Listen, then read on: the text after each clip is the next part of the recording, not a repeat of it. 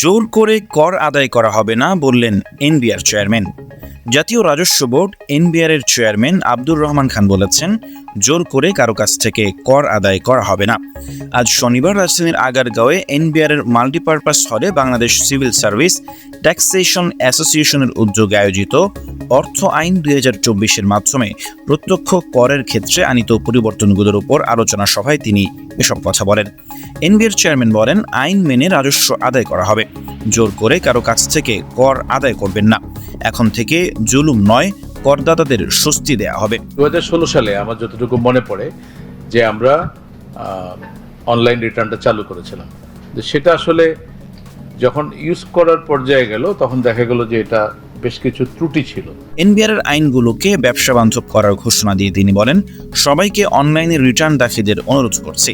জনগণের কাঁধে ঋণের বোঝা চাপছে, অথচ এনবিআর কাঙ্ক্ষিত রাজস্ব আদায় করতে পারছে না। এখান থেকে বের হতে হবে। এনবিআর চেয়ারম্যান আরও বলেন, করদাতাদের দেয়া রাজস্ব বিভিন্নভাবে অপচয় হয়, এমন কথা প্রচলিত আছে। এখান থেকে বের হতে হবে এনবিআরকে। এদিকে সভায় অর্থ উপদেষ্টা ডক্টর সালাউদ্দিন আহমেদ বলেন, বিদেশি বিনিয়োগ খুব একটা পাওয়া যাবে না, অভ্যন্তরীণ রাজস্বের উপর নির্ভর করতে হবে। তাই রাজস্ব আদায় দীর্ঘসূত্রতা কমাতে হবে। প্রত্যক্ষ করে ফাঁকি দেয়া যায় না, কিন্তু আমাদের পরোক্ষ করে ঝামেলা আছে। কষ্ট দিয়ে কারো কাছ থেকে রাজস্ব আদায় করবেন না।